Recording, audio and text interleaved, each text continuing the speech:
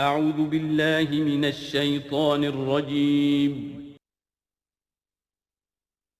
بسم اللہ الرحمن الرحیم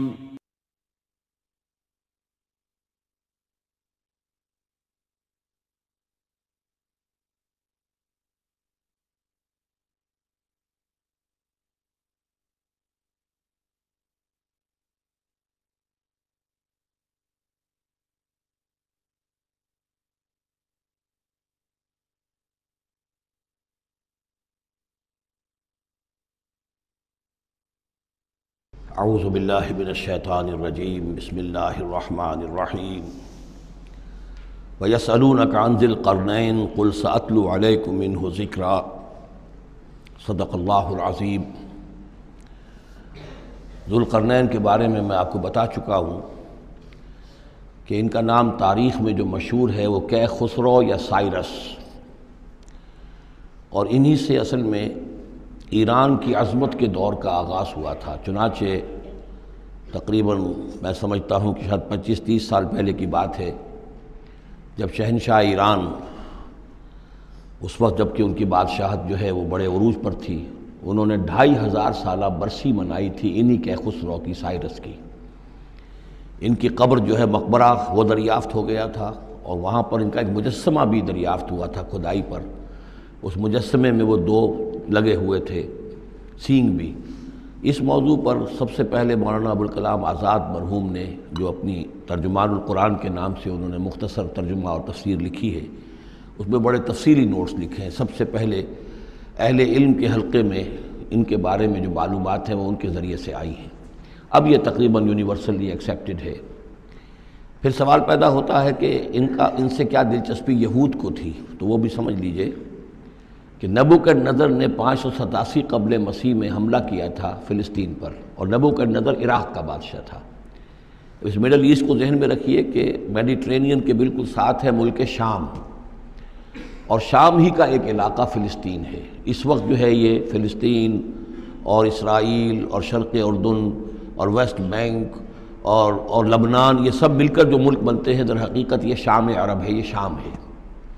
پھر اس کے مشرق میں یہ عراق عرب یا عراق ہے، اور اس کے مشرق میں پھر ایران ہے۔ تو عراق کا بادشاہ تھا جس نے حملہ کیا تھا یروشلم پر، تباہ و برباد کیا، اور ان کو قیدی بنا کر لے گیا۔ کیپٹیوٹی کا دور ان کا تقریباً 150 برس کا ہے۔ لیکن اس عرصے میں ایران میں یہ شخصیت ابھری کیخسرو کی یا سائرس کی۔ اس نے پھر فتوحات کا دائرہ شروع کیا، تو سب سے پہلے عراق کو فتح کیا، بیبیلونیا کو، اور یہاں پر جو یہ اسیر تھے یہودی، ان کو اجازت دے دی کہ تم واپس جاؤ، اپنا یروشلم آزاد کرو، اپنے جا کر آباد کر لو دوبارہ۔ تو گویا کہ یہ محسن ہیں ان کے، ذو القرنین جو ہے ان کے محسن ہیں، جن کی وجہ سے کہ جن کے ذریعے سے اللہ تعالیٰ نے انہیں بیبیلونیا یعنی عراق کی کیپٹیوٹی، جو ان کی اسارت کا دور تھا، اس کو ختم کیا، آزادی ملی، اور پھر یہ واپس آئے۔ حضرت عزیر علیہ السلام کے ساتھ قافلہ آیا ہے، اور وہ تقریباً پھر انہوں نے آ کر یہاں اثر نو اس شہر کو بھی آباد کیا، اور ہیکل جو ہے حضرت سلیمان علیہ السلام کا بنایا ہوا جو عبادت خانہ تھا، اس کو دوبارہ تعمیر کیا۔ اس اعتبار سے ذو القرنین جو ہے وہ ان کی تاریخ میں ایک معروف شخصیت ہے۔ تاریخ سے معلوم ہوتا ہے کہ انہوں نے پھر ایران کی پہلی حکومت کو کنسولیڈیٹ کر کے پارس اور مادہ کو ملا کر ایک سلطنت ایران بنائی۔ پھر ان کی فتوحات کے 3 دائرے ہیں۔ مغرب کی طرف میڈیٹرینین تک پورا علاقہ فتح کر لیا۔ مشرق میں پھر یہ ہمارا جو مکران تک کا علاقہ ہے، یہ سارا کا سارا علاقہ ایران کے ساتھ ہی ملتا ہوا ہے، بلوچستان، مکران، یہ پورا علاقہ انہیں فتح کیا۔ ایک مہم ان کی شمال کی طرف گئی، بحیرہ کیسپین جو ہے، اور ادھر سے جو وہ بلیک سی ہے، بحیرہ اسود، ان دونوں کے درمیان جو پہاڑی سلسلے ہیں، یہ شمال کی طرف جو ہے تیسری مہم گئی۔ جیسے کہ حضرت عمر رضی اللہ تعالیٰ عنہ کے عہد میں بھی 3 لشکر نکلے تھے مسلمانوں کے جزیرہ نما عرب سے۔ ایک لشکر شام سے ہوتا ہوا پھر مصر کی طرف گیا ہے، ایک لشکر عراق سے ہوتا ہوا ایران کی طرف گیا ہے، اور ایک لشکر سیدھا شمال کی طرف گیا ہے، اور کوہ کاف تک جو ہے، جس کو کوکیشیا کہتے ہیں، وہاں تک کی فتوحات حاصل کی مسلمانوں نے۔ تو تقریباً یہی سمجھیے کہ ایک بلو پرنٹ تھا، جو کہ یعنی ہمارے اس دور خلافت راشدہ سے جو سمجھیے کہ لگ بھگ کوئی 2000 سال قبل جو ہے یہ واقعہ پیش آیا ہے، یا بلکہ اس سے کم، کوئی 1500 سال قبل یہ واقعہ پیش آیا ہے۔ اور یہ ذو القرنین جو ہے یہ یہاں پر ایک بڑی عظیم سلطنت کے بانی بنے، لیکن نیک آدمی تھے۔ اور معلوم یہ ہوتا ہے کہ یہ اصل میں جو کہانیاں ہیں یہ ان کے داستانیں ہیں کہ ان کو قتل کیا جانا تھا۔ یہ کہیں شہزادے تھے کسی چھوٹی سی مملکت کے، اور وہاں سے ان کو کسی نے بچایا کسی طریقے سے، اور پھر یہ صحرا میں رہے روپوش، اور وہاں کسی نبی کی تعلیم سے ان کو آشنائی ہوئی ہے۔ ہو سکتا ہے کوئی اسرائیلی نبی ہی کی تعلیم ہو، یہ بھی ہو سکتا ہے کہ زرتشت جو ہیں وہ بھی کوئی اللہ کے نبی ہوں اور ان کی تعلیم ان تک پہنچی ہو، لیکن خود ان کا کردار جو قرآن پیش کر رہا ہے وہ بہت ایک نیک مومن صالح ایک بندہ مومن اس کا کردار ہے۔ یہ کردار جو ہے کسی بھی درجے میں 1% بھی جو ہے وہ کسی اور دوسرے فاتح پر یا کسی اور حکمران کے اوپر جنہیں بھی ہم جانتے ہیں تاریخی اعتبار سے ان پر منطبق نہیں ہوتا، یہ انہی کی شخصیت ہے۔ وَيَسْأَلُونَكَ عَنِ ذِي الْقَرْنَيْنِ، اور اے نبی آپ سے پوچھ رہے ہیں ذوالقرنین کے بارے میں، قُلْ سَأَتْلُو عَلَيْكُم مِّنْهُ ذِكْرًا، ان سے کہیے میں عن قریب تمہیں اس کے بارے میں کچھ حالات بتاتا ہوں۔ اِنَّا مَكَّنَّا لَهُ فِي الْأَرْضِ، ہم نے اسے زمین میں بڑا تمکن عطا کیا تھا، غلبہ عطا کیا تھا، وَآتَيْنَاهُ مِن كُلِّ شَيْءٍ سَبَبًا، اور ہم نے اسے ہر طرح کا ساز و سامان، وسائل و ذرائع، تمام اسباب جو ہیں فراہم کر دیے تھے۔ فَأَتْبَعَ سَبَبًا، تو انہوں نے پھر ایک مہم تیار کی، یعنی ایک فتوحات کا دائرہ مغرب کی طرف، حتیٰ اذا بلغ مغرب الشمس، یہاں تک کہ جب وہ سورج کے غروب ہونے کی جگہ تک پہنچ گئے۔ اب یہ پرانے زمانے میں ظاہر بات ہے کہ پورا اس سے زیادہ نقشہ تو لوگوں کو معلوم بھی نہیں تھا۔ جب میڈیٹرینین کے ساحل پر پہنچ گئے تو معلوم ہوا آگے تو سمندر ہے، اور سمندر میں پھر آدمی کو محسوس ہوتا ہے سورج ڈوبتا ہوا۔ اگر آپ ساحل سمندر پر کھڑے ہو کر دیکھیں تو معلوم ہوتا ہے سمندر میں سورج ڈوب رہا ہے، تو یہ گویا کہ مغرب الشمس بن گیا ان کے لیے، وہ یہ سورج کے ڈوبنے کی جگہ۔ حتیٰ اذا بلغ مغرب الشمس، جب وہ پہنچ گئے سورج کے غروب ہونے کی جگہ، وجدہا تغرب فی عین حمیۃ، تو انہوں نے دیکھا اسے ڈوبتے ہوئے، وہ ڈوب رہا ہے ایک بڑے گدلے سے سمندر کے اندر۔ وہ جو وہاں کا سمندر ہے بڑا گدلا سا ہے، یہ ایجین سی وغیرہ جو کہلاتے ہیں یہ بہت گدلے سے پانی کے ہیں۔ ووجد عندہا قوما، اور وہاں انہوں نے ایک قوم کو پایا مراد یہ کہ اس قوم پر انہیں فتح ہوئی، جنگ ہوئی، انہوں نے ان کو شکست دی، اور وہ قوم گویا کہ اب ان کے رحم و کرم پر ان کی گویا کہ وہ محکوم ہو گئی۔ قلنا یا ذوالقرنین، ہم نے کہا ذوالقرنین سے، اب یا تو یہ کہ یہ شاید نبی ہوں واللہ عالم، تو اللہ تعالیٰ کا اس طریقے سے براہ راست ان کو وحی کرنا، لیکن غیر نبی کو بھی اللہ تعالیٰ الہام کے ذریعے سے، جیسا کہ ہم نے دیکھا کہ وہ تو شہد کی مکھی کو بھی لفظ وحی آیا ہے، تو یہاں آیا ہم نے کہا اے قرنین، اور یہ بھی ہو سکتا ہے یہ صورتحال کی تعبیر ہو کہ گویا کہ وہ حالات زبان حال سے یہ کہہ رہے تھے۔ قلنا یا ذوالقرنین اما ان تعذب و اما ان تتخذ فیہم حسنا، کہ یا اے ذوالقرنین تمہیں اب پورا اختیار ہے، چاہو تو یہ جو مفتوح قوم ہے تمہاری اسے تم سزا دو، عذاب دو، ستاؤ انہیں، یا یہ کہ تم ان کے اندر اچھی روش اختیار کرو، ان کے ساتھ حسن سلوک کرو۔ قال، انہوں نے کہا اما من ظلم، جو کوئی ظالم ہے، بے انصاف ہے، ہو سکتا ہے اس سے مراد کفر اور شرک بھی ہو، فسوف نعذبہ ثم یرد الی ربہ فیعذبہ عذابا نکرا، تو اسے تو ہم عذاب دیں گے، سزا دیں گے، اور پھر وہ لوٹایا جائے گا اپنے رب کی طرف، پھر اس کا رب اس کو عذاب دے گا جو اصل عذاب ہے، برا عذاب، سخت عذاب۔ وَأَمَّا مَنْ آمَنَ وَعَمِلَ صَالِحًا، اور جو لوگ ایمان لائیں گے اور یقین کریں گے حقائق پر، اللہ کو مانیں گے، وَعَمِلَ صَالِحًا، اور نیک عمل کریں گے، فَلَهُ جَزَاءً الْحُسْنَى، تو اس کو ہم اچھا بدلہ بھی دیں گے، وَسَنَقُولُ لَهُ مِنْ أَمْرِنَا يُسْرًا، اور اس سے ہم اپنے معاملے میں بھی نرم بات کریں گے، یعنی یہ کہ ان سے ٹیکس اگر لینے ہیں تو نرمی کے ساتھ لیں گے، جو مفتوحہ ممالک کے ساتھ معاملہ ہوتا ہے تو ہم ان کے ساتھ نرمی کا سلوک کریں گے جو ایمان لے آئیں گے۔ ثم اتبع سبابا، مغرب کی طرف سے فارغ ہو کر پھر اب یہ مشرق کی طرف گئے، پھر انہوں نے ایک اور مہم کا بندوبست کیا، حتیٰ اذا بلغ مطلع الشمس، یہاں تک کہ جب وہ سورج کے طلوع ہونے کی جگہ تک پہنچ گئے۔ اب یہ جہاں تک تاریخی طور پر ثابت ہے وہ صرف مکران کے علاقے تک اتنی دور تک آئے ہیں، واللہ عالم، ہو سکتا ہے کہ مکران کے ساحل پر کھڑے ہو کر بھی انہیں محسوس ہوا ہو کہ بس اب یہ سورج جو ہے غروب ہو رہا ہے یا طلوع ہو رہا ہے وہاں سے، مطلع الشمس، تو وہاں جب پہنچے،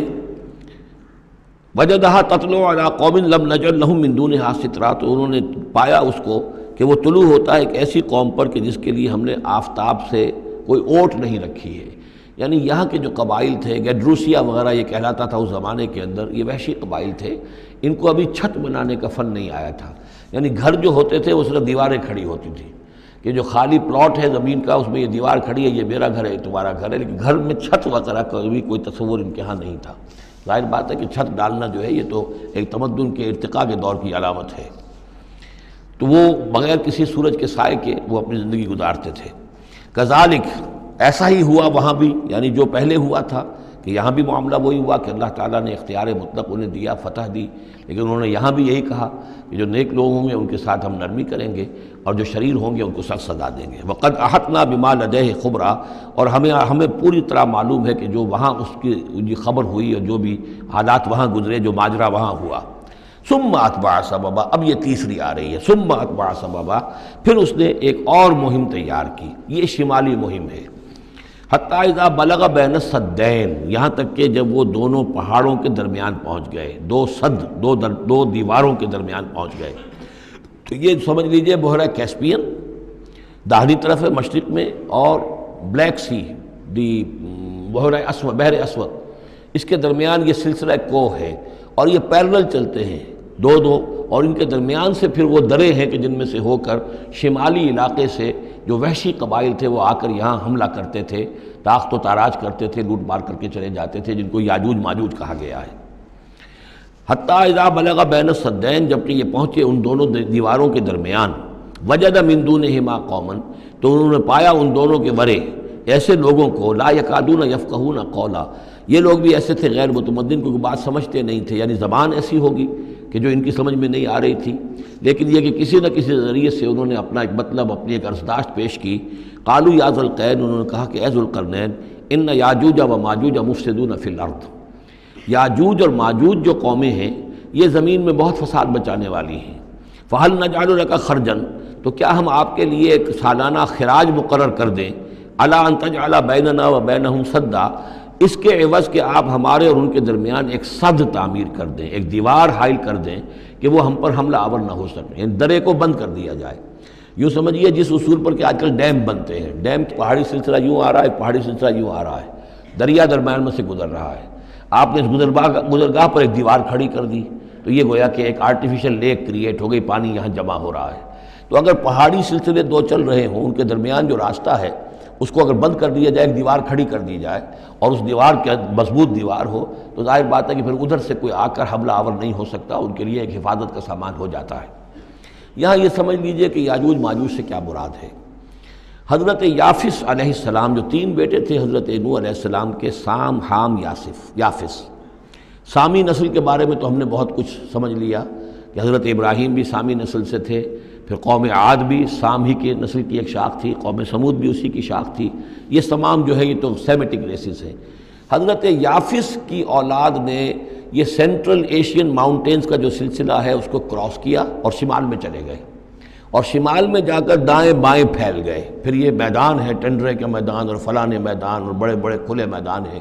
تو گویا کہ ایشیا کو درمیان میں جو سلسلہ کوہ تقسیم کر دیتا ہے، ایک شمالی حصہ ہے، ایک اس کے جنوبی حصہ ہے، یہ شمالی میں چلے گئے اور جا کر پھر پھیلنے میں وہ مشرق کی طرف آئے تو چین اور ہند چینی تک یہ ساری قومیں جو ہیں یہ یلو ریسز، یہ انہی کی نسل سے ہیں،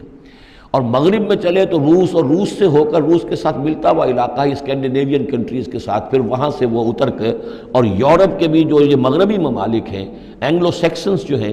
یہ بھی در حقیقت اسی سے اسکینڈینیوین کنٹریز سے اترے ہوئے لوگ ہیں۔ تو یوں سمجھ لیجئے کہ ویسٹرن یورپ اور ایسٹرن یورپ کا بھی خاص طور پر شمالی علاقہ، اور پورا یہ روس کا علاقہ، اور پورا صحرائے گوبی، اور پورا چین، اور وہاں تک جو ہے ہند چینی تک، یہ یافس کی نسل ہے۔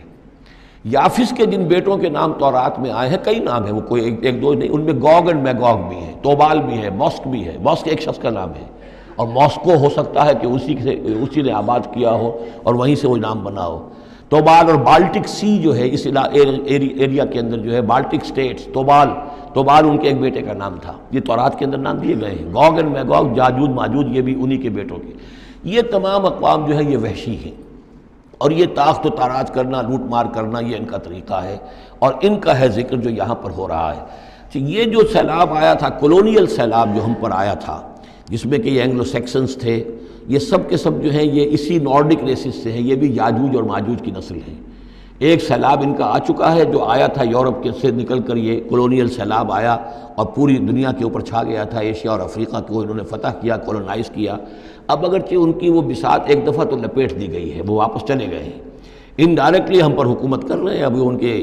جو ملٹی نیشنلز ہیں ان کے ذریعے سے یا بینکوں کے ذریعے سے، IMF کے ذریعے سے، ورلڈ بینک کے ذریعے سے، انڈائریکٹ حکومت ہے جو نیو ورلڈ آرڈر ہے۔ لیکن یہ ہے کہ ابھی ایک اور جو سیلاب ان کا آنے والا ہے وہ آتا ہے احوال قیامت کے معاملات میں۔ آرمگڈون کے بعد جب حضرت مسیح علیہ السلام کا نزول ہو چکے گا اور یہودیوں کا خاتمہ ہو چکے گا، اور پھر یہ کہ تمام جو عیسائی ہیں وہ مسلمان ہو جائیں گے، عیسائیت ختم ہو جائے گی حضرت مسیح علیہ السلام کے آنے کے بعد، اور مسلمان اور عیسائی مل کر ایک ملت بن جائیں گے، سب مسلمان ہوں گے۔ اس کے بعد آخری سیلاب پھر آنا ہے جو اس کے خلاف، وہ احادیث میں آتا ہے، پھر وہ یاجوج اور ماجوج کا ہوگا۔ اور میرے نزدیک یہ یاجوج اور ماجوج جو ہیں وہ ایسٹرن علاقے سے آئیں گے، چائنا وغیرہ سے، ہند چینی سے۔ آرمگڈون جو ابھی ہونی ہے فوری طور پر بڑی جنگ، اس میں یہ لوگ جو ہیں بیٹھے رہیں گے، یہ جنگ میں حصہ نہیں لیں گے۔ یہ مڈل ایسٹ میں جنگ ہوگی، یورپین پاور ساری ہوں گی، کرسچین پوری طاقتیں ہوں گی، اور ادھر جو ہے مسلمان ہوں گے، اور حضرت مہدی جو ظاہر ہوں گے، جو اللہ تعالیٰ ایک عنایت کرے گا مسلمانوں کو لیڈر عرب کے اندر، وہ پیدا ہوں گے، مجدد ہوں گے، اور ان کے ذریعے سے عرب کے اندر ایک اسلامی حکومت بھی قائم ہوگی۔ لیکن ان کے لیے مدد کے لیے خراسان کے علاقے سے فوجیں آئیں گی، مشرق سے آئیں گی، اور یہ علاقہ جو ہے وہ ہے جو ہمارے قریب ہے، اور ہم بھی اسی علاقے میں ہیں۔ اللہ تعالیٰ ہمیں توفیق دے کہ یہاں وہ ہم پہلے اس نظام میں خلافت قائم کریں، تاکہ یہاں سے پھر فوجیں جائیں اور حضرت مسیح کے ساتھ ہو کر اور حضرت مہدی کے ساتھ ہو کر عیسائیوں اور یہودیوں کے ساتھ جنگ کریں، اور بالآخر پھر یہ کہ پوری دنیا میں اسلام کا بول بالا ہوگا۔ لیکن جب یہ ہو چکے گا، اس کے بعد ایک سیلاب پھر آئے گا یاجوج اور ماجوج کا۔ تو یہ چونکہ پوری ایک سلسلہ ہے، ایک نسلیں ہیں اس کے اندر بہت سی، تو ان میں چونکہ تفسیری اعتبار سے بہت سی باتیں جو ہے مختلف آراء بھی سامنے آئیں گی، تو میں نے جو رائے میری ہے وہ آپ کے سامنے بیان کر دی ہے۔ اس وقت میں وہ یاجوج ماجوج تھے جو ان شمالی دروں سے آ کر حملے کرتے تھے۔ قالوا یا ذا القرنین ان یاجوج و ماجوج مفسدون فی الارض، وہ جو میں نے عرض کیا ہے کہ قیامت کے قریب بھی معاملہ ہوگا، یہ سورہ انبیاء کی آیات 97-98 ہیں۔ حتیٰ اذا فتحت یاجوج و ماجوج وہم من کل حدب ینسلون واقترب الوعد الحق فاذا ہی شاخصۃ ابصار الذین کفروا۔ اب زیادہ دور نہیں، ہم سورہ انبیاء بھی قریب ہی آ رہی ہے، انشاءاللہ وہاں اس کو ہم پڑھیں گے۔ تو دو جگہ قرآن مجید میں یاجوج اور ماجوج کا ذکر ہے، ایک یہ جو قریب قیامت میں ان کا جو ظہور ہونے والا ہے، ایک اس وقت کا معاملہ یہ چھوٹا سا تھا کہ جو ذوالقرنین کے سامنے آیا ہے۔ تو کیا ہم آپ کے لیے ایک سالانہ خراج طے کر دیں تاکہ آپ ہمارے لیے یہاں ایک سد تعمیر کر دیں، ایک بند باندھ دیں یہاں پر؟ قال ما مکنی فیہ ربی خیر۔ اب دیکھیے ان کا کردار، ان کا مجھے جو کچھ میرے رب نے دے رکھا ہے، دولت دے رکھی ہے، مال دے رکھا ہے، وہ بہت بہتر ہے اس سے کہ جو تم مجھے پیش کر رہے ہیں۔ مجھے خراج کی ضرورت نہیں ہے، ہاں تمہاری ایک ضرورت ہے، میں وہ پوری کر دیتا ہوں۔ فاعینونی بقوت، مجھے مین پاور فراہم کرو، باقی ساری سامان جو ہے میں فراہم کر لوں گا، لیکن بہرحال اس کو بنانے کے لیے، دیوار بنانے کے لیے اور دونوں پہاڑوں کے درمیان اتنی بڑی جو سد تعمیر کرنے کے لیے جو مین پاور چاہیے، اعینونی بقوت، تو محنت کے ذریعے سے، مین پاور کے ذریعے سے میری مدد کرو۔ اجعل بینکم و بینہم ردما، میں ان کے اور تمہارے درمیان ایک موٹی دیوار بنا دوں گا۔ آتونی زبر الحدید، لاؤ میرے پاس تختے لوہے کے۔ حتیٰ اذا ساوا بین الصدفین، یہاں تک کہ جب دونوں جو اونچانے تھیں اس کے درمیان کا پورا علاقہ پر ہو گیا، بھر گیا، وہ لوہے کے تختے جو ہیں اس کے اندر بھرے جا رہے ہیں۔ حتیٰ اذا ساوا، برابر کر دیا دونوں پھانکوں تک پہاڑ کی، قال انفخوا، اب ان کا کہ آگ جلاؤ اس کے نیچے، وہ دہکا دی بھٹی جس سے کہ اب وہ لوہا گرم ہوا اور لوہے کی تختے جو ہیں وہ گرم ہو گئے۔ حتیٰ اذا جعلہ نارا، جبکہ وہ سارے کے سارے لوہے کے جو تپ گئے خود اور سرخ ہو گئے۔ قال آتونی افرغ علیہ قطرہ، تو کہا لاؤ میرے پاس پگھلا ہوا تانبا کہ میں اس کے اوپر انڈھیل دوں۔ تو اس طریقے سے گرین فورس کنکریٹ سے بھی 10 گنا سمجھیے مضبوط شے انہوں نے بنا دی کہ اس میں لوہا اور پھر لوہا سیسا یا تانبا پلایا ہوا، تو اس طریقے سے ایک بڑی مضبوط دیوار قائم کر دی۔ اس دیوار کے جو آثار اب بھی موجود ہیں، دیوار تو موجود نہیں ہے، یہ داریال اور دربند کے درمیان یہ کشادہ راستہ ہے اب بھی، یہ ویسٹ کوسٹ جو ہے کیسپین کا، اس کے ساتھ اس کی لمبائی 50 میل اور اس کی اونچائی 29 فٹ اور 10 فٹ چوڑی یہ دیوار تھی جو اس وقت بنی ہے۔ یعنی جس طریقے سے کہ بنتے ہیں بڑے بڑے بند، ان سے بھی بڑی یہ تھی سد تعبیر کی گئی۔ السد العالی کہلاتا ہے اسوان ڈیم جو ہے، جو مصریوں نے بنایا تھا، بہت بڑا ڈیم، السد العالی، اونچی دیوار۔ تو ہمارے ہاں یہ تربیلا اور منگلا یہ سب کیا ہے، یہ اسی طرح کے ڈیم ہیں کہ پہاڑی سلسلے آ رہے ہیں، دریا جا رہا تھا، وہاں آپ نے دیوار کھڑی کر دی، پانی رک گیا اور وہ جھیل بن گئی۔ فمستطاعوا ان یظہروہ، تو انہوں نے کہا کہ اب یہ لوگ نہ تو یہ اس کے اوپر سے آ سکیں گے، اس کو نہ چڑھ سکیں گے، ومستطاعوا لہ نقبا، نہ اس میں کوئی سوراخ لگا سکیں گے، نقب لگا سکیں گے۔ قال ھذا رحمۃ من ربی، یہ سب اتنا بڑا کارنامہ کر کے بھی انہوں نے کہا یہ سب رحمت ہے میرے رب کی طرف سے، میرا کوئی کمال نہیں، یہ سب اللہ کی طرف سے ہے۔ فَإِذَا جَاءَ وَعْدُ رَبِّي، اور جب میرے رب کا وعدہ آئے گا، جَعَلَهُ دَكَّا، وہ اس پوری دیوار کو جو ہے ریزہ ریزہ کر دے گا، ختم ہو جائے گی دیوار۔ اب وہ دیوار وہاں موجود نہیں ہے، وہ ختم ہو چکی ہے امتداد زمانہ سے، اب اس کے کوئی آثار باقی نہیں رہے، بس آثار معلوم ہو جاتے ہیں کہ یہاں وہ دیوار ہوتی تھی، جس سے یہ میں نے ڈائمنشنز آپ کو دیے ہیں۔ وَكَانَ وَعْدُ رَبِّي حَقًّا، اور میرے رب کا وعدہ جو ہے وہ حق ہے، سچ ہے، پورا ہو کر رہے گا۔ وَتَرَكْنَا بَعْضَهُمْ يَوْمَئِذٍ يَمُوجُ فِي بَعْضٍ، اب جب یہ وقت آئے گا اللہ تعالیٰ کا قیامت کا وقت، تو ہم چھوڑ دیں گے اس روز ان کو، یہ ایک دوسرے میں گتھم گتھا ہو جائیں گے۔ یہ جو کچھ ہونے والا ہے قرب قیامت سے پہلے، جس قسم کے لشکر آنے ہیں اور جیسی جنگیں ہونی ہیں، اور یہ جو یاجوج ماجوج جب آئیں گے تو آتا ہے احادیث کے اندر کہ پورے دریا اور پورے سمندر پی جائیں گے، ہر چیز کھا جائیں گے، اور یہ معلوم ہوتا ہے کہ چینیوں کے ہاں تو خاص طور پر سانپ بچھو جو شے ہو، کتا بلی، ہر شے چٹ کر جاتے ہیں، کوئی شے نہیں چھوڑتے۔ اور میں سمجھتا ہوں کہ شاید آدم خور بھی ہو یہ کہ کسی وقت میں جب ان کو ضرورت پڑے تو آدمی کو بھی کھا جائیں، جو کتے کو، بلی کو، سانپ کو، بچھو کو، ہر چیز کو کھا جاتے ہیں۔ تو ان لوگوں کا معاملہ جو ہے واقعتاً یہ جب ابھی تو ذرا رکے ہوئے ہیں، کنٹینڈ ہے ایک طرح سے، لیکن ایک وقت میں ان کا بند کھلے گا۔ اور چونکہ پھر یہ جو ہے تمام چاروں طرف ان کے پہاڑ ہیں، ہر پہاڑ کی اونچائی پر سے من کل حدب ینسلون، نیچے اترتے ہوئے نظر آئیں گے۔ اور یہ نقشہ بعین ہی اسی طرح اخبارات میں آیا تھا جب 62 میں وار ہوئی ہے نیفا میں، جو ہندوستان کا مشرقی جو علاقہ تھا جہاں کہ چین اور بھارت کی جنگ ہوئی ہے، تو اس کے الفاظ جو اخبارات میں آئے تھے، waves after waves of Chinese soldiers were coming down the slopes, لہروں کی طرح، موجوں کی طرح چلے آئے۔ ان کے تو اتنے آدمی ہیں، ان کا تو کہنا یہ ہے کہ تم سب کے سب ہلاک ہو جاؤ گے، ہمیں تم ہلاک نہیں کر سکتے، ہم تو چیونٹیوں کی طرح جو ہے بلوں کے اندر گھس جائیں گے، ایٹمک وارفیئر کے بعد تمہارا تہس نہس ہو جائے گا، ہمارا کچھ نہیں بگڑے گا، ہم پھر نکلیں گے اور پوری دنیا کو فتح کریں گے، وہ یہ کہتے ہیں۔ اور معلوم ہوتا ہے کہ واقعتاً آخری جو بھی اس دنیا کا اللہ تعالیٰ نے جو بھی ایک نظام سوچا ہوا ہے، اس میں جو قیامت سے پہلے کا سب سے بڑا واقعہ پھر یاجوج و ماجوج کا ظہور ہوگا وہ، لیکن یہ کہ اس کا یہ مطلب نہیں ہے کہ جو پہلے ہوا ہے وہ نہیں ہے، اس سے پہلے بھی یاجوج ماجوج اگر آج سے 2500 سال پہلے کا معاملہ بھی ہے تو آج سے چند سو سال پہلے کا بھی ہو سکتا تھا۔ یہ کسی یعنی ایک پورے یوں سمجھیے نسل کا نام ہے۔ وَتَرَكْنَا بَعْضَهُمْ يَوْمَئِذٍ يَمُوجُ فِي بَعْضٍ وَنُفِخَ فِي الصُّورِ، اور پھر سور میں پھونکا جائے گا، فَجَمَعْنَاهُمْ جَمْعًا، اور پھر ہم ان سب کو جمع کر لیں گے۔ وَعَرَضْنَا جَهَنَّمَ يَوْمَئِذٍ لِلْكَافِرِينَ عَرْضًا، اور اس روز ہم جہنم کو سامنے لے آئیں گے کافرین کے سامنے۔ یہ ہے تمہارا انجام، یہ ہے تمہارے لیے جو ہم نے تیار کیا ہے۔ الَّذِينَ كَانَتْ أَعْيُنُهُمْ فِي غِطَاءٍ عَنْ ذِكْرِي، وہ لوگ کہ جن کی نگاہیں ہمارے ذکر سے کوری ہو چکی تھیں، پردہ پڑا ہوا تھا ان پر، ہم یاد نہیں تھے، بس دنیا سامنے تھی، مسبب الاسباب کو بھول گئے تھے، اسباب پر سارا بھروسہ تھا، مادی اسباب و وسائل، مادی نعمتیں، مادی مال و اسباب، مادی چیزیں جو ہیں، یہیں کی چمک دمک، یہیں کی رونقیں، یہیں کی شان اور شوکت، اسی کے پیچھے پڑے ہوئے تھے۔ وَكَانُوا لَا يَسْتَطِيعُونَ سَمْعًا، اور وہ سماعت سے بھی بہرہ مند نہیں رہے تھے، اب سن بھی نہیں سکتے تھے، حیوانوں کا سا سننا سنتے تھے۔ اب یہ آخری رکوع آ گیا ہے سورہ مبارکہ کا، اس میں یہ مضمون ایک اور تیکھے انداز میں آ رہا ہے کہ دنیا کی زندگی میں جب انسان گم ہو جاتا ہے تو در حقیقت یہی سب سے بڑی گمراہی ہے، اور یہی سب سے بڑا کفر ہے، اور یہی سب سے بڑا دجل ہے کہ دنیا نے آپ کو آخرت سے غافل کر دیا، دنیا نے آپ کو اللہ سے غافل کر دیا۔ یہ دنیا اور اس کی چمک دمک سے آپ اتنے متاثر ہوئے، گرویدہ ہوئے، اور اس عروس ہزار داماد کے ایسے عاشق ہوئے کہ آپ اللہ کو بھول گئے۔ یہ دجل ہے اصل، دجالیت یہ ہے اصل۔ باقی ایک شخص دجال وہ ایک الگ جگہ ہے اپنی جگہ پر، جس کا فتنہ آنا ہے، اور اس کے ضمن میں بھی میں نے عرض کیا تھا کہ میری کچھ تحقیق ہے، لیکن میں ابھی اس کو روک رہا ہوں، مزید اس کی توثیق اگر مجھے ہو گئی تو پھر میں وہ باتیں بیان کروں گا، اس لیے کہ اس مسئلے میں علماء کے مابین کافی شدید اختلاف ہے۔ افحسب الذین کفروا ان یتخذوا عبادی من دونی اولیاء، کیا کافروں نے یہ سمجھا ہے کہ وہ میرے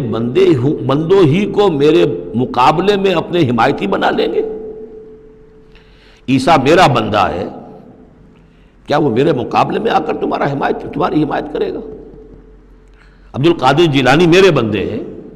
کیا وہ میرے مقابلے میں آ کر تمہاری مدد کریں گے؟ کیا تم نے سمجھا میرے بندوں کو وہ میرے مقابلے میں من دونی اپنا حمایتی بنا لیں گے؟ انا اعتدنا جہنم للکافرین نزلا، ہم نے ایسے کافروں کے لیے جہنم کو بنا رکھا ہے ابتدائی مہمان نوازی کے لیے، ان کی مہمان نوازی ہوگی جہنم میں۔ قل هل ننبئکم بالاخسرین اعمالا، یہ ہے اس صورت کا عمود۔ جو میں نے کہا تھا کہ پہلے رکوع کے اندر انا جعلنا ما علی الارض زینۃ لہا لنبلوہم ایہم احسن عملا، یہ سمجھیے کہ ایک کھونٹا تو وہاں گڑا ہوا ہے، دوسرا کھونٹا یہ ہے قل هل ننبئکم بالاخسرین اعمالا، کہیے ان سے کیا ہم تمہیں بتائیں اپنے عمل، اپنی محنت، اپنی جد و جہد، بھاگ دوڑ، اپنی سعی جو ہے اس کے اعتبار سے سب سے زیادہ گھاٹے میں کون ہے؟ محنت تو ہر ایک کر رہا ہے، جیسے کہ حضور نے فرمایا کلو نفس یغدو فبائع نفسہ، ہر انسان صبح ہوتی ہے تو اس کے بعد سے اپنے آپ کو بیچنا شروع کر دیتا ہے، اپنا وقت بیچ رہا ہے، اپنی صلاحیت بیچ رہا ہے، اپنی انرجی بیچ رہا ہے، اپنی اور ذہانت بیچ رہا ہے، شام تک بیچتا رہتا ہے اپنے آپ کو، کچھ کما کر لاتا ہے، بیچ کر اپنے آپ کو کچھ لے کر آتا ہے۔ تو یہ انسان جو ہے اس درجے اپنے آپ کو دنیا کے لیے انہوں نے بیچ دیا ہے اور ہماتن اسی کے لیے گم ہو گئے ہیں، لیکن اس بیچنے میں انہیں نفع کچھ نہیں ہے، نقصان ہی نقصان ہے۔ سب سے زیادہ خسارے میں کون ہے؟ الذین ضل سعیہم فی الحیات الدنیا، جن کی بھاگ دوڑ سعی و جہد دنیا ہی میں گم ہو کر رہ گئی، آخرت مطلوب ہے ہی نہیں۔ وہ تو ایک ضمیمہ سا لگا ہوا، مسلمان ہے، سنا ہے والدین سے روزہ رکھنا اچھا کام ہے، روزہ فرض ہے، روزہ رکھ لیا ہے، مطلوب کیا ہے آپ کا؟ اصل بات تو یہ ہے جو ضربہ سلام میں نے کل نوٹ کرایا تھا سورہ بنی اسرائیل میں، من کان یرید العاجلۃ عجلنا له فیہا ما نشاء لمن نرید ثم جعلنا له جہنم یصلاها مذموما مدحورا ومن اراد الآخرۃ وسعى لها سعیها وهو مؤمن فاولئک کان سعیہم مشکورا۔ طالب دنیا ہو یا طالب آخرت ہو، طے یہ کرو، طالب دنیا طالب آخرت کے لیے بھی اللہ تعالیٰ کلن نمد ہؤلاء وہؤلاء من عطاء ربک، دنیا میں اسے ہمیں رکھنا ہے، کھانے پینے کا بندوبست کرے گا، یرزقہ من حیث لا یحتسب، یہاں سے دے گا جہاں سے تمہیں گمان تک نہیں ہوگا، لیکن تم پہلے طے کرو تم طالب دنیا ہو یا طالب آخرت ہو۔ اور سب سے زیادہ گھاٹے میں وہ ہے من قل هل ننبئکم بالاخسرین اعمالا الذین ضل سعیہم فی الحیات الدنیا وہم یحسبون انہم یحسنون صنعا، اور وہ سمجھ رہے ہیں کہ اب تو بڑے کامیاب ہیں، میری ایک فیکٹری تھی اب میرے 3 مل لگ چکے ہیں، میں نے فلاں یہ تھا میں نے اب اتنی جائیداد بنا لی ہے، میرے اتنے ایسٹس تھے اور سال بسال گنتی کر کے ہم تو کامیاب ہو رہے ہیں۔ وہ سمجھتے ہیں کہ ہم کامیاب ہیں، ہماری محنتیں برابر ہو رہی ہیں، ہماری یہ دن رات کی کوشش جو ہے وہ نتیجہ خیز ہو رہی ہے۔ اولئک الذین کفروا بآیات ربہم، یہ وہ لوگ ہیں جنہوں نے اپنے رب کی آیات کا انکار کیا، چاہے کہتے ہو کہ ہم اللہ کو مانتے ہیں، قرآن کو مانتے ہیں، لیکن حقیقتاً اگر طالب دنیا ہے تو گویا کہ وہ اللہ کی آیات کا انکار کر رہا ہے۔ اللہ تو کہتا ہے اصل زندگی وہ ہے، وَإِنَّ دَارَ الْآخِرَةَ لَهِيَ الْحَيَوَانُ، تم اصل زندگی اس کو سمجھے بیٹھے ہو، تو تم نے کہا اللہ کی بات کی تصدیق کی، تم نے تو اللہ کی بات کو جھٹلایا ہے۔ اولئک الذین کفروا بآیات ربہم ولقائہ فحبطت اعمالہم، یہ جو جھوٹی پھوٹی کوئی نیکیاں کرتے ہو اپنے دل کی تسلی کے لیے، جھوٹے تسلی دینے کے لیے، کوئی مسلی کھلا دیے، کوئی غریبوں کا کام ہو گیا، کوئی کسی کے لیے یہ کام، یہ نیکیاں ہمارے ہاں قطعاً ان کی کوئی حیثیت نہیں، ان کے سارے اعمال اس قسم کی نیکیاں حبط ہو جائیں گی۔ فلا نقیم لہم یوم القیامت وزنا، تو اس دن ہم ان کے لیے قیامت کے دن جو ہے کوئی ان کا وزن قرار نہیں دیں گے، یا ان کے اعمال کو تولیں گے ہی نہیں۔ اعمال تو ان کے تلیں گے جن میں ایمان ہو، جن میں ایمان ہی نہیں ان کا اعمال کیا تلنا ہے۔ فلا نقیم لہم یوم القیامت وزنا۔ اب یہ ہے 2 مقامات جو میں نے کہا ہے کہ ایک کھوٹا وہاں ایک کھوٹا یہاں، اسی لیے ابتدائی آیتیں اور آخری آیتیں سورہ کہف کی خاص طور پہ دجالی فتنے سے محفوظ رہنے کے لیے ان کو یاد رکھا جائے، ان کو پڑھا جائے، اور یہ کہ اللہ توفیق دے تو ہر جمعے کو سورہ کہف کی تلاوت کی جائے۔ درمیان میں پھر میں نے بتایا تھا زینت کا لفظ آیا، ترید و زینت الحیات الدنیا، کچھ اور آگے چل کر المال والبنون زینت الحیات الدنیا، تو یہ زینت دنیا اور زیبائش اور آرائش، اور یہ تمہیں اپنے اندر گم کر لیتی ہے، تمہیں نہ خدا کی ہوش ہے نہ آخرت کی ہوش ہے۔ ذالک جزاؤہم جہنم، یہ وہ لوگ ہیں کہ جن کا بدلہ جہنم ہے، بما کفروا، بسبب اس کے کہ انہوں نے کفر کیا، واتخذوا آیاتی ورسلی ہزوا، اور انہوں نے میری آیات اور میرے رسولوں کو ٹھٹھا سمجھ لیا۔ رسول آ کر یہ کہہ رہے ہیں کہ اصل زندگی وہ ہے، یہ سمجھتے نہیں یہ ہے، مان لیا ہوگی آخرت، چلو دیکھا جائے گا، کچھ نہ کچھ تو ہے نا، کچھ نیکیاں بھی ہم نے کر رکھی ہیں اور کچھ بہرحال ہمارے بچانے والے بھی ہیں، ہم سب بھی جو ہیں آخر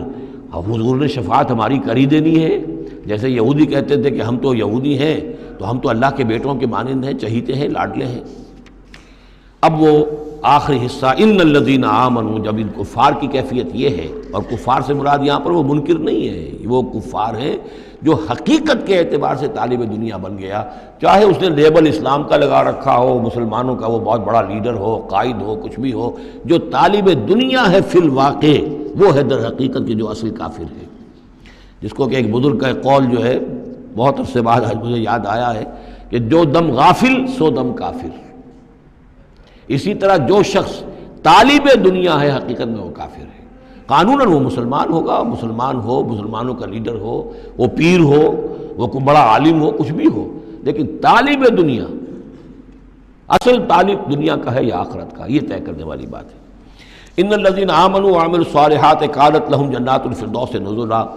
اس کے برعکس وہ لوگ جو ایمان لائے اور جنہوں نے نیک عمل کیے، ایمان کے سارے تقاضوں کو بھرپور طور پہ ادا کیا، یہ وہ لوگ ہوں گے جن کے لیے ٹھنڈی چھاؤں والے باغات ہوں گے، ان کے وہاں پر مہمان نوازی نزل ہوگی، نزل ابتدائی، بڑی اونچی جو ہے اس کائنات کے اندر گیلیکسیز ہیں، کہاں کہاں پہ جنتیں ملیں گی، اہل جنت کو اس کا آپ تصور بھی نہیں کر سکتے۔ اس میں تو یہاں تک آتا ہے کہ ایک اوپر کے درجے والے کو نیچے درجے والا جنتی ایسے دیکھے گا جیسے تم زمین پر بیٹھ کے ستاروں کو دیکھتے ہو۔ یہ پوری کائنات آخر کس لیے بنائی ہوئی اللہ نے؟ کتنے اور سیارے ہیں اور کتنی اور جگہیں ہوں گی، کہاں کہاں اللہ تعالیٰ جو ہے جنتیں دے گا، لیکن پہلی نزول جو ہے یہی ہونا ہے، اسی زمین پر، قصہ زمین برسر زمین۔ خالدین فیہا، اس میں وہ ہمیشہ ہمیشہ رہیں گے، لا یبغون عنہا حولا، اور ان کے لیے اور پھر وہ نہیں چاہیں گے کہ اس سے ان کو کہیں اور بھیج دیا جائے۔ یعنی یہ کہ جنت ایسی جگہ نہیں ہے جہاں جی اکتا جائے۔ آپ دنیا میں تو اچھی سے اچھی جگہ کا تصور کریں، مستقل رہنا پڑے گا طبیعت اکتا جائے گی۔ کشمیر میں جو رہتے ہیں ان سے پوچھئے کہ کیا وہاں خوبصورتی انہیں تو نظر نہیں آتی۔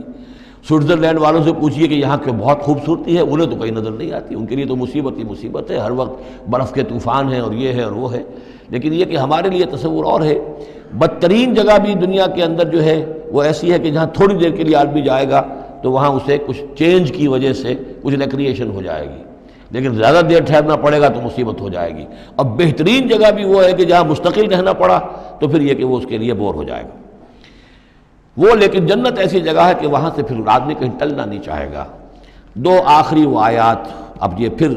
توحید کے دو بہت بڑے خزانے۔ قل لو کان البحر مدادا لکلمات ربی لنفد البحر قبل ان تنفد کلمات ربی ولو جئنا بمثلہ مددا۔ سورہ بنی اسرائیل کی آیت میں اللہ کے اسماء کا ذکر تھا۔ قل ادعوا اللہ او ادعوا الرحمن ایما تدعوا فلہ الاسماء الحسنی۔ یہاں اللہ کے کلمات کا ذکر ہے، اور کلمات سے مراد کیا ہے؟ اللہ کی ہر شے جو اس نے پیدا کی ہے اس کے ایک کلمہ کن کا ظہور ہے۔ کل مخلوقات اس کے کلمات ہیں۔ تو کیا کوئی انسان ہے جو اللہ کی جملہ مخلوقات کا احاطہ کر سکے؟ اگر اس زمین کا پورا سمندر جو ہے وہ سیاہی بن جائے اپنے رب کے کلمات کو لکھنے کے لیے، سمندر ختم ہو جائے گا لیکن اللہ کے کلمات ختم نہیں ہوں گے، چاہے اتنی ہی اور بھی اس کے لیے سمندر لے آئیں سیاہی بنا کر۔ ایک اور جگہ بھی مضمون یہ آیا ہے کہ تمام زمین کے جتنے بھی درخت ہیں وہ قلم بنا لیے جائیں، اور جتنے سمندر ہیں اور ان کو 7 گنا سمندر بنا دیا جائے، اور وہ تمام قلم جو ہے لکھنے لگے اللہ کے کلمات کو نہیں لکھ سکتے۔ وہ سمندر ختم ہو جائیں گے، سیاہی ختم ہو جائے گی، اقلام ختم ہو جائیں گے۔ وَلَوْ أَنَّ مَا فِي الْأَرْضِ شَجَرٌ وَأَقْلَامٌ، یہ الفاظ آئیں گے انشاءاللہ تعالی۔ قُل لَوْ كَانَ الْبَحْرُ مِدَادًا لِكَلِمَاتِ رَبِّي لَنَفِدَ الْبَحْرُ قَبْلَ أَن تَنفَدَ كَلِمَاتُ رَبِّي وَلَوْ جِئْنَا بِمِثْلِهِ مَدَدًا۔ اور آخری آیت وہاں اللہ تعالیٰ کی شان، قُلِ الْحَمْدُ لِلَّهِ الَّذِي لَمْ يَتَّخِذْ وَلَدًا وَلَمْ يَكُن لَّهُ شَرِيكٌ فِي الْمُلْكِ وَلَمْ يَكُن لَّهُ وَلِيٌّ مِّنَ الذُّلِّ وَكَبِّرْهُ تَكْبِيرًا۔ اب شکل کیا ہوتی ہے شرک میں؟ یا تو اللہ کو اوپر سے اتار کر نیچے لے آتے ہیں، انسانوں کی صف میں، مخلوقات کی صف میں کھڑا کر دیا، یا انسانوں میں سے کسی کو اٹھا کر اور خدا کے برابر کر دیا۔ وہاں اس کی نفی ہے، اللہ کا بلند مقام، یہاں انسانوں کو کہیں خدا کے برابر شریک نہ کر دو، تو یہاں فرمایا قل انما انا بشر مثلکم، اے نبی کہہ دیجئے میں بھی تمہاری طرح کا ایک انسان ہوں۔ یوحیٰ الی انما الہکم الہ واحد، مجھ پر وحی کی جا رہی ہے کہ تمہارا الہ ایک ہی الہ ہے، اکیلا ہے۔ فمن کان یرجو لقاء ربہ، تو دیکھو جو کوئی بھی اپنے رب سے ملاقات کا امیدوار ہو، فلیعمل عملا صالحا، اس سے عمل کرنے چاہیے نیک، ولا یشرک بعبادت ربہ احدا، اور اپنے رب کی عبادت میں کسی کو شریک نہیں کرنا چاہیے۔ عبادت خالص اللہ کی ہو، توحید عملی، لا تعبدوا الا ایاہ، قضى ربک الا تعبدوا الا ایاہ وبالوالدین احسانا۔ یہ کہ جیسے حضرت مسیح کو خدا بنا دیا یا فرشتوں کو خدا کی بیٹیاں بنا دیا، یا جیسے ہمارے ہاں بھی میں نے آپ کو وہ شعر سنایا تھا، وہی جو مستوی عرش تھا خدا ہو کر اتر پڑا وہ مدینے میں مصطفیٰ ہو کر، اب محمد الرسول اللہ صلی اللہ علیہ وسلم کو خدا بنا دیا، یا یہ کہ حضرت علی کو خدا بنا دیا۔ ہر چند علی کی ذات نہیں ہے خدا کی ذات، لیکن نہیں ہے ذات خدا سے جدا علی۔ اور غالب صاحب کہتے ہیں کہ مشغول حق ہوں بندگی ابو تراب میں جب حضرت ابو تراب حضرت علی کی بندگی کرتا ہوں تو میں گویا کہ در حقیقت اللہ کی بندگی کر رہا ہوں۔ اور یہاں آغا خانیوں میں جو ہے 10 اوتار ہیں حضرت علی، 9 اوتار ہندوؤں کے پہلے تھے، 10ویں اوتار حضرت علی ہیں، تو یہی کچھ ہوتا ہے۔ قل انما انا بشر مثلکم یوحیٰ الی انما الہکم الہ واحد فمن کان یرجو لقاء ربہ فلیعمل عملا صالحا ولا یشرک بعبادت ربہ احدا۔ اب آئیے سورہ مریم، بسم اللہ الرحمن الرحیم، کاف ہا یا عین صاد، 5 حروف ہیں یہ ایک ہی صورت ہے قرآن مجید میں جس میں 5 حروف آئے ہیں مقطعات جڑواں۔ ایک صورت اور ہے سورہ شورا، اس میں 5 ہیں لیکن 2 علیحدہ لکھے جائیں گے، حامیم، اور ایک آیت بن جائے گی، عین سین قاف، یہ دوسری آیت ہے۔ یہاں یہ ایک ہی آیت اور جڑواں لکھے ہوئے حروف مقطعات 5 ہیں۔ ذکر رحمت ربک عبدہ زکریا، اب یہ وہی ساری چیزیں تقریباً آ رہی ہیں کہ جو ہم سورہ آل عمران میں پڑھ چکے ہیں، اور یہ اس زمانے میں نازل ہوئی جبکہ ابھی ہجرت حبشہ ہونے والی تھی اور مسلمان جا رہے تھے، اور وہاں پر وہ پوزیشن پیش آنے والی تھی کہ یہاں سے جب سفارت گئی ہے مکے کے قریش کے سرداروں کی، اور گئے تھے عمرو بن العاص گئے تھے جو بعد میں ایمان لے آئے، صحابی ہیں، وہ واپس لینے کے لیے کہ یہ ہمارے بگوڑے آ گئے انہیں واپس کیجئے، تو نجاشی کے دربار میں پھر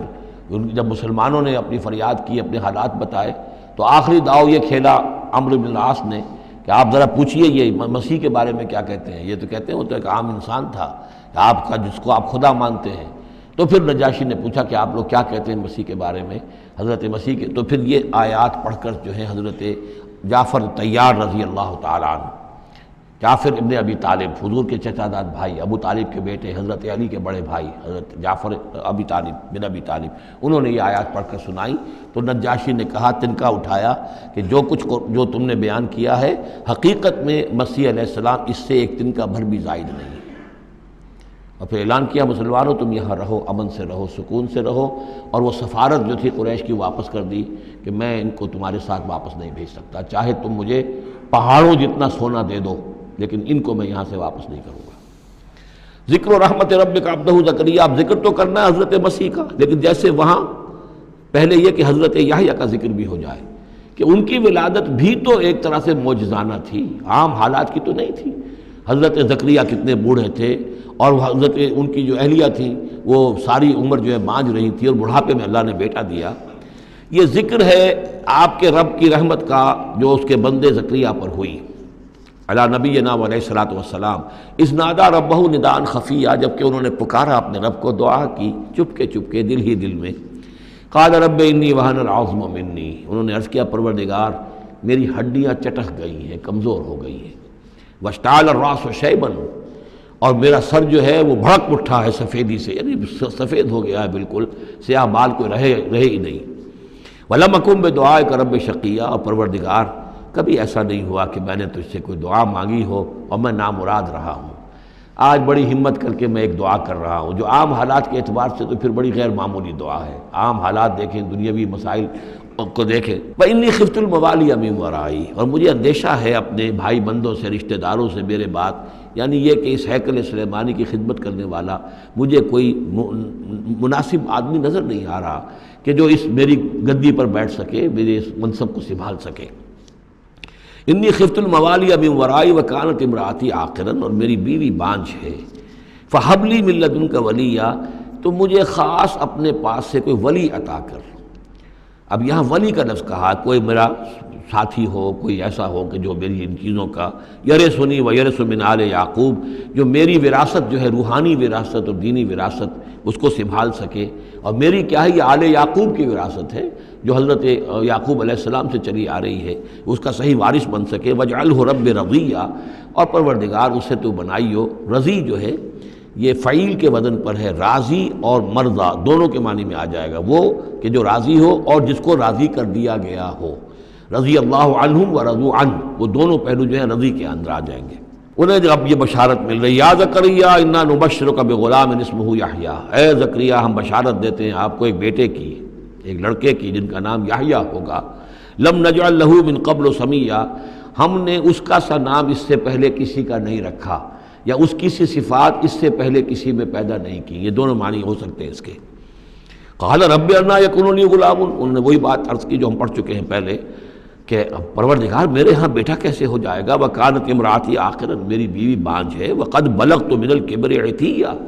اور میں بوڑھا ہو گیا ہوں، سوکھ چکا ہوں، میرے سارے جو سوتے ہیں حیات کے وہ میرے اندر خشک ہو چکے ہیں۔ قال کذالک، کہا ایسے ہی ہوگا۔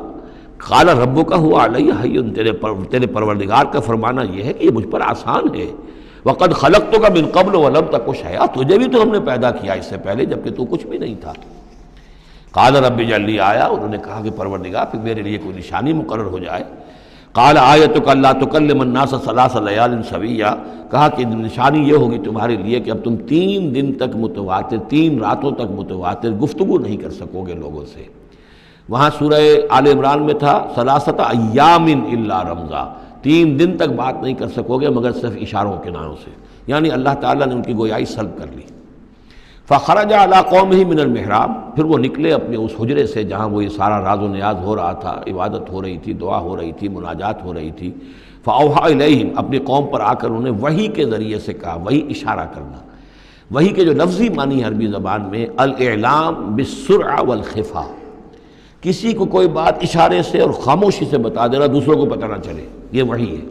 تو وحی جو آتی ہے اللہ تعالیٰ کی طرف سے، وہ پھر اس کی مختلف شکلیں ہیں، وہ ہم پڑھ چکے ہیں یا پڑھیں گے انشاءاللہ سورہ شورى کے اندر، ویسے تعارف قرآن کے ضمن میں اس کا تذکرہ آ چکا ہے۔ تو اللہ تعالیٰ کی طرف سے وحی، اوحا الیہم، انہوں نے اشارے سے کہا، بات تو کر نہیں سکتے تھے، ان سبحوا بکرۃ وعشیا، کہ یہ خاص وقت ہے، اس میں اللہ کا ایک خاص فیصلہ ہو رہا ہے، لہذا ذرا صبح و شام تم اللہ کی تسبیح و تحمید ذرا کثرت سے کرو۔ یا یحییٰ، اب ولادت ہو گئی حضرت یحییٰ کی اور وہ مخاطب ہے۔ یا یحییٰ خذ الکتاب بقوہ، یحییٰ کتاب کو مضبوطی سے تھام لو۔ ظاہر بات ہے کہ تورات موجود تھی، زبور موجود تھی اور نبیوں کے صحیفے موجود تھے۔ وآتیناہ الحکم صبیہ، اور ہم نے حکمت اور دانائی اسے بچپن ہی میں عطا کر دی، بچپن ہی میں اللہ تعالیٰ نے انہیں، یوں سمجھیے کہ یہ دونوں شخصیتیں جو کنٹمپریریز ہیں، حضرت مسیح اور حضرت یحییٰ، جان دی بیپٹسٹ اور جیزس آف نظرت، یہ دونوں جو ہیں غیر معمولی شخصیتیں ہیں، عام لوگوں کی طرح کے نہیں ہیں۔ انبیاء اور رسل کے اندر بھی ان کی قسم کے اوصاف جو ہیں آپ کو اور نہیں ملیں گے۔ تو فرمایا کہ ان کو بچپن ہی میں ہم نے حکمت عطا کر دی، وحنانا من لدنا، اور سوز و گداز، ہم سے محبت، اور محبت بھی سوز و گداز والی، ان کی طبیعت کے اندر رقت، سوز و گداز، حنانا من لدنا وزکاہ، اور ہم نے ستھرائی، پاکیزگی، پاکی ان کی گھٹی کے اندر گھول گھول کر ڈال دی۔ وکانا تقیہ، اور بہت ہی متقی تھے، وبرم بوالدیہ، اور اپنے والدوں کے ساتھ بہت حسن سلوک کرنے والے، ادب کرنے والے، ولم یکن جبارا عصیہ، نہ وہ خود سر تھے اور نہ سخت تھے، بلکہ یہ کہ شاید یہ اس قسم کی کوئی باتیں غالباً کہیں انجیل وغیرہ میں آ گئی ہوں گی جس کی نفی کے لیے یہ الفاظ یہاں آ رہے ہیں، اس لیے کہ حضرت مسیح کے بارے میں تو انجیل میں کچھ الفاظ ہیں کہ حضرت مریم کو انہوں نے استحقار کے ساتھ خطاب کیا، وہ عورت، اس طرح کے الفاظ، تو قرآن نے کہا کہ نہیں، وہ ایسا نہیں تھا، وہ اپنی والدہ کے ساتھ اس طرح کی جو ہے گستاخی کے ساتھ پیش آنے والا نہیں تھا، شاید ایسی کوئی بات میرے ذہن میں نہیں ہے۔ وسلام علیہ یوم ولد، اور سلام اس پر جس دن کہ اس کی ولادت ہوئی، و یوم یموت، اور جس دن کہ وہ مرے، و یوم یبعث حیا، اور جس دن کہ وہ اٹھایا جائے دوبارہ زندہ کر کے۔ اب یہ تو قصہ ہو گیا حضرت زکریا اور حضرت یحییٰ کا۔ وَاذْكُرْ فِي الْكِتَابِ مریم، اب ذکر کیجئے اس کتاب میں، قرآن میں، مریم کا، سلام علیہا اذ انتبذت من اہلہا مکانا شرقیہ، جبکہ انہوں نے اپنے آپ کو اپنے لوگوں سے ایک شرقی گوشے کے اندر مقید کر لیا۔ کوئی اعتکاف کی شکل جیسے ہوتی ہے، کوئی پردہ لگا دیا ہوگا کہ ہیکل کے مشرقی گوشے کے اندر کہیں انہوں نے عبادت کے لیے یا کوئی خاص اسی طرح کے معاملے کے لیے لوگوں سے علیحدہ ہو کر، فاتخذت من دونہم حجابا، ان سے انہوں نے پردہ تان لیا اور لوگوں سے علیحدہ ہو کر، باقی لوگ جو تھے ان سے علیحدہ ہو کر وہ گویا خلوت کا ایک سامان ہو گیا۔ فارسلنا الیہا روحنا، تو ہم نے اس کی طرف اپنے ایک فرشتے کو بھیج دیا۔ روح، فرشتہ، پھر دیکھیے نوٹ کر لیجیے، فرشتہ بھی روح، وحی بھی روح، اور قرآن بھی روح، اور روح انسانی بھی روح۔ فارسلنا الیہا روحنا فتمثل لہا بشرا سویا، تو اس نے صورت اختیار کر لی ان کے سامنے ایک مکمل انسان کی۔ قالت انی اعوذ بالرحمن منک ان کنت تقیا، اب حضرت مریم سلام علیہا ایک دم دہشت زدہ ہو گئی، میں اللہ کی پناہ طلب پکڑتی ہوں تم سے، اگر تو واقعی کوئی تقی ہے، وہ نیک آدمی ہے، یعنی اس میری خلوت میں، میری علیحدگی کے اندر اس طرح اچانک تمہارا آ جانا کوئی برا ارادہ تو نہیں ہے، کوئی نیت تمہاری خراب تو نہیں ہے۔ انی اعوذ بالرحمن منک، میں پناہ پکڑتی ہوں رحمان کی تم سے، ان کنت تقیہ، اور اس میں اپیل بھی ہے اگر تم متقی ہو اور اللہ کے ڈرنے والے ہو تو کسی غلط قسم کا ارادہ نہ کرنا۔ قال انما انا رسول ربک، انہوں نے کہا نہیں، میں انسان نہیں ہوں، میں تو آپ کے رب کی طرف سے بھیجا ہوا فرشتہ ہوں۔ لأہب لک غلاما زکیہ، اللہ تعالیٰ نے مجھے بھیجا ہے کہ آپ کے لیے ایک بہت ہی پاک اولاد جو ہے وہ میں آپ کو عطا کروں آپ کے لیے۔ قالت انا یکون لی غلام، حضرت مریم نے کہا میرے لیے بیٹا کیسے ہو جائے گا؟ ولم یمسسنی بشر، مجھے کسی مرد نے آج تک چھوا تک نہیں ہے، ولم اکو بغیہ، اور نہ میں کوئی آبرو باختہ عورت ہوں، میں کوئی اس طرح کی آوارہ عورت نہیں ہوں، نہ کسی مرد سے میرا کوئی معاملہ ہوا ہے۔ قال کذالک قال ربک هو علی حی، ایسے ہی ہوگا، بغیر کسی مرد کے اس کے تعلق کے اور بغیر کسی اور اس طرح کے معاملے کے اولاد آپ کے ہاں ہوگی، بیٹا ہوگا۔ قال ربک هو علی حی، آپ کا رب فرماتا ہے کہ مجھ پر بڑا آسان ہے، میرے لیے کوئی بھاری بات نہیں ہے۔ وَلِنَجْعَلَهُ آیَةً لِلنَّاسِ، اور اس کو تو ہم بنانا چاہتے ہیں لوگوں کے لیے ایک نشانی۔ حضرت عیسیٰ کی ولادت معجزانہ، رفع سماوی معجزانہ، پھر بڑے بڑے معجزے جو ہیں، تو اس اعتبار سے واقعہ یہ ہے کہ ان کی شخصیت بہت ہی ایک یعنی غیر معمولی اور بہت ممیز شخصیت ہے۔ وَرَحْمَةً مِنَّا، اور انہیں ہم ذریعہ بنانا چاہتے ہیں اپنی رحمت کا۔ وَكَانَ أَمْرًا مَقْضِيًّا، اور یہ تو وہ کام ہے، یہ فیصلہ وہ ہے، كَانَ أَمْرًا مَقْضِيًّا، یہ طے شدہ ہے، اللہ کی طرف سے اس کا فیصلہ ہو چکا ہے۔ فَحَمَلَتْهُ، تو انہیں اس کا حمل ٹھہر گیا۔ فَانْتَبَذَتْ بِهِ مَكَانًا قَصِيًّا، تو اب وہ اسے لے کر دور جگہ چلی گئی۔ یہ ہے بیت لحم، جو 8 میل کے فاصلے پر تھا اس ہیکل سلیمانی سے، وہاں علیحدگی میں، چونکہ اب ظاہر بات ہے کہ حمل بڑھے گا، اب لوگ کیا ہے دیکھیں گے، کیا کریں گے، کسی جگہ پر انہوں نے تنہائی میں کسی جگہ جا کر اپنے آپ کو علیحدہ جو آئسولیٹ کر لیا، فانتبذت بہی، آئسولیٹ کر لیا اپنے آپ کو، اب اس کو لے کر، اپنے حمل کو لے کر، فانتبذت بہی مکانا قصیہ، ایک دور کی جگہ، بعید مکان میں۔ فاجاء المخاض الی جذع النخلہ،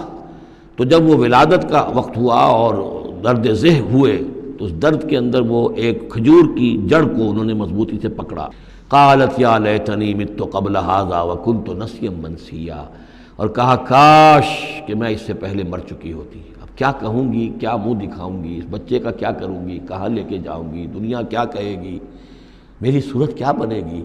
اللہ کی وہ بندی جو ہے کانپ رہی ہے، لرز رہی ہے۔ یا لیتنی مت قبل ھذا، کاش کہ میں اس سے قبل مر چکی ہوتی، وکنت نسیا منسیا، اور مجھے بھول چکے ہوتے لوگ، میری یاد بھی لوگوں کے ذہنوں سے محو ہو چکی ہوتی، کاش۔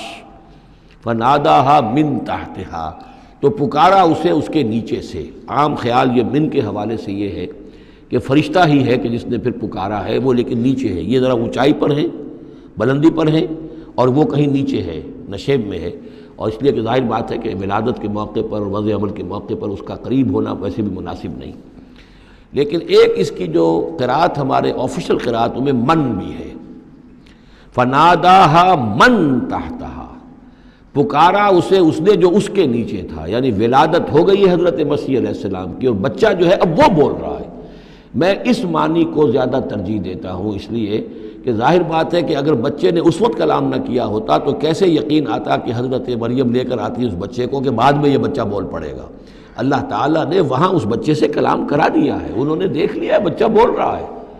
تو بچے نے من تحتہا، یہ میرے نزدیک وہ قرات بھی وہ زیادہ صحیح ہے اور ہے ہماری آفیشیل قرات میں ہے یہ من تحتہا و من تحتہا۔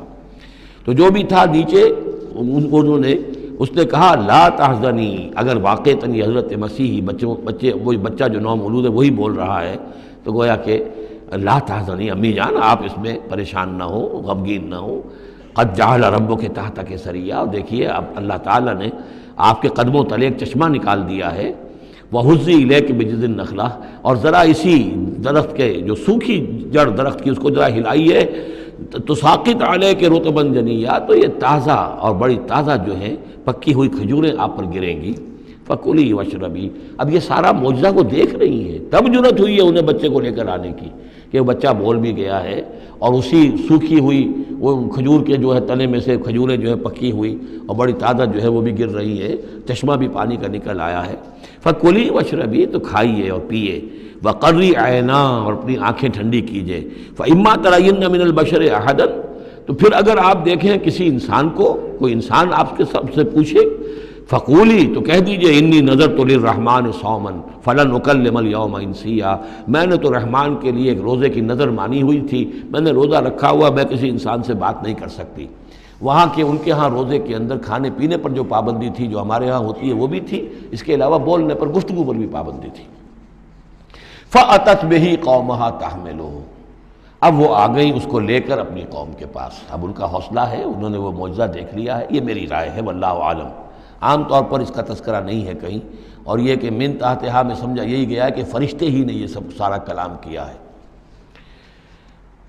فاتت بہ قومہا تحملہ، وہ اب آئیں اپنی قوم کے پاس اپنے بچے کو لیے ہوئے، قالوا یا مریم لقد جئت شیئا فریا، اب انہوں نے اے مریم یہ تو تم بڑا طوفان چڑھ لائی ہو، یہ کیا کر لائی ہو، یہ تمہارے ہاں تمہارے گود میں بچہ ہے، یہ کس کا بچہ ہے؟ یا اخت ہارون، اے ہارون کی بہن، ہو سکتا ہے کہ ان کے کوئی بھائی ہو ہارون نامی، اور ہو سکتا ہے کہ چونکہ حضرت ہارون کی نسل سے ہیں یہ، لہذا صرف ان کی طرف ایک نسبت دی ہو کہ تم سوچو کس جد امجد کی تم نسل سے ہو اور تم نے کس قدر یہ گری ہوئی حرکت کی ہے۔ یا اخت ہارون ما کان ابوک امرأ سوء وما کانت امک بغیہ، نہ تو تیرا والد جو ہے وہ کوئی برا انسان تھا اور نہ تیری والدہ جو ہے وہ کوئی بدکار عورت تھی، یہ تم کیا کر لائی ہو؟ فاشارت الیہ، تو حضرت مریم نے اشارہ کر دیا حضرت اس بچے کی طرف، عیسیٰ کی طرف۔ قالوا کیف نکلم من کان فی المہد صبیا، کہ کیسے ہم اس سے بات کریں، اس سے کیا پوچھیں، یہ ہمیں کیا بتائے گا، بچہ ہے پگھوڑوں میں یا گود کے اندر۔ قال انی عبد اللہ، اب وہ بچہ بولا، حضرت مسیح نے کہا میں اللہ کا بندہ ہوں، آتانی الکتاب، اللہ نے مجھے کتاب عطا کی ہے، وجعلنی نبیا، اور مجھے نبی بنایا ہے، وجعلنی مبارکا اینما کنت، اور مجھے مبارک بنایا ہے، بابرکت بنایا جہاں کہیں بھی میں ہوں گا،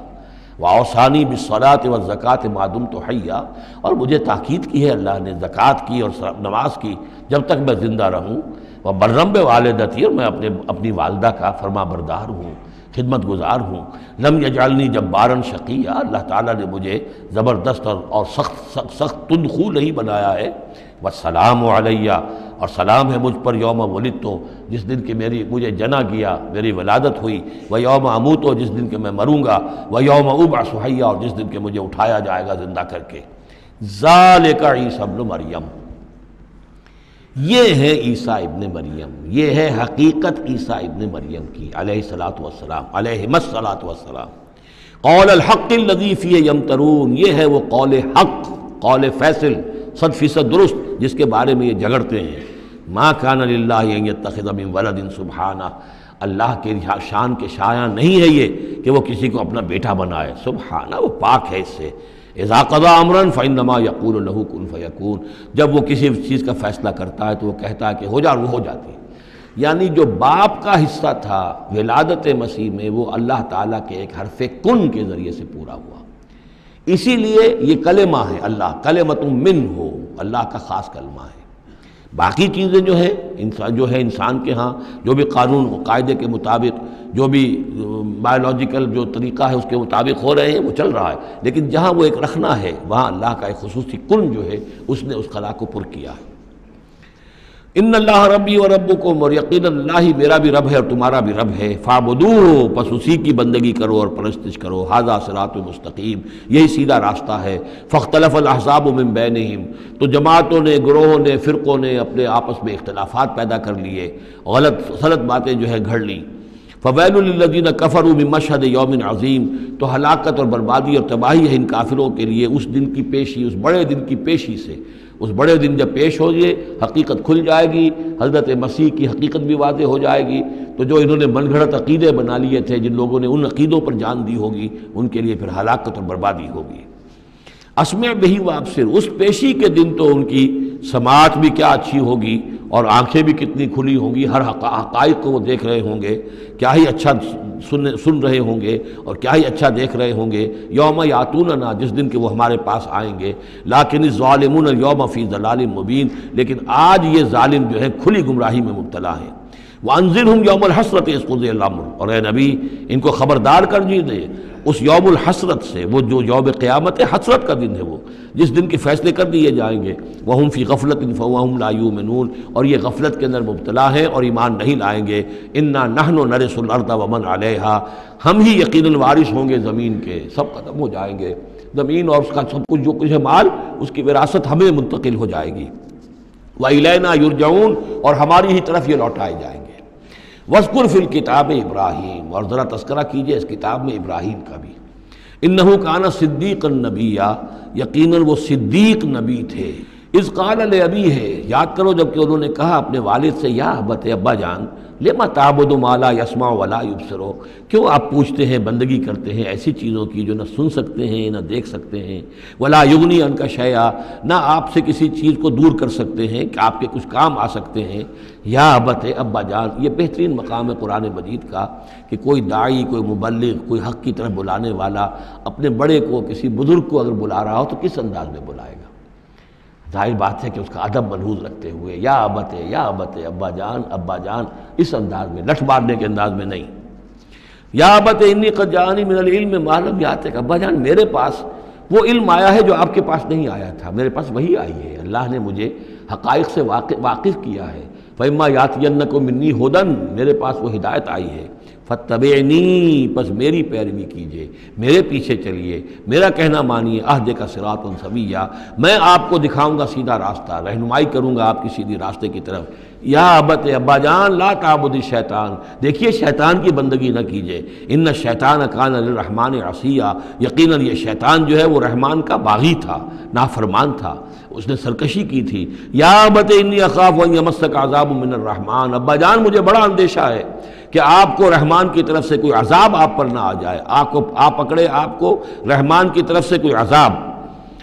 فتکون للشیطان ولیا، تو پھر آپ شیطان ہی کے ساتھی بن کر رہ جائیں۔ قال راغب انت عن آلہتی یا ابراہیم، کہاں یہ لجاجت ہے، کہاں یہ استدعاء کا انداز ہے، کہاں یہ فرعونی انداز میں کہا ہے باپ نے، اے ابراہیم کیا تم میرے آلہہ سے، میرے معبودوں سے کنارہ کشی کر رہے ہو؟ راغب انت عن آلہتی یا ابراہیم لئن لم تنتہی، اگر تم باز نہ آئے، لارجمنک، میں تمہیں رجم کر دوں گا، ہلاک کر دوں گا، سنسار کر دوں گا، واہجرنی ملیہ، اور فوراً تو ذرا میری نگاہوں سے دور ہو جاؤ، میں تمہاری اس بات کو برداشت نہیں کر سکتا، فوراً میری نگاہوں سے دور ہو جاؤ، کچھ دیر کے لیے تو میری نگاہوں سے چلے جاؤ۔ قال سلام علیک، انہوں نے کہا سلام، ساستغفر لک ربی، میں اپنے رب سے آپ کے لیے استغفار کرتا رہوں گا، انہ کان بی حفیہ، وہ مجھ پر بڑا مہربان ہے، واعتزلکم وما تدعون من دون اللہ، اور میں کنارہ کشی کرتا ہوں آپ سے بھی اور ان تمام معبودوں کو جن کو آپ پوج رہے ہیں اللہ کے سوا۔ وادعو ربی، میں تو اپنے رب کو پکاروں گا، اسی سے دعا کروں گا، عسیٰ اللہ اکون بدعاء ربی شقیہ، اور مجھے یقین ہے کہ میں اپنے رب کو پکار کر اس سے دعا کر کے نامراد نہیں رہوں گا۔ فلما اعتزلہم، جب ابراہیم نے ان سے کنارہ کشی کر لی، وما یعبدون من دون اللہ، اور ان سب سے بھی کنارہ کشی کر لی جن کو پوج رہے تھے اللہ کے سوا۔ وہبنا لہ اسحاق و یعقوب، تو ہم نے اسے اسحاق جیسا بیٹا، یعقوب جیسا پوتا عطا کیا۔ وکلا جعلنا نبیا، اور ان دونوں کو بھی ہم نے نبوت سے سرفراز فرمایا۔ ووہبنا لہم من رحمتنا، اور ان کو ہم نے خاص اپنی رحمت سے فضل سے عطا فرمایا۔ وجعلنا لہم لسان صدق علیا، اور ان کے لیے ہم نے اعلیٰ تذکرہ اور اعلیٰ شہرت جو ہے دنیا کے اندر باقی رکھی۔ رفعنا لک ذکرک کی طرح حضرت ابراہیم علیہ السلام اور ان کی آل کا بھی دنیا کے اندر بول بالا رہا۔ بارک اللہ لی ولکم فی القرآن العظیم ونفعنی وإیاکم بالآیات والذکر الحکیم۔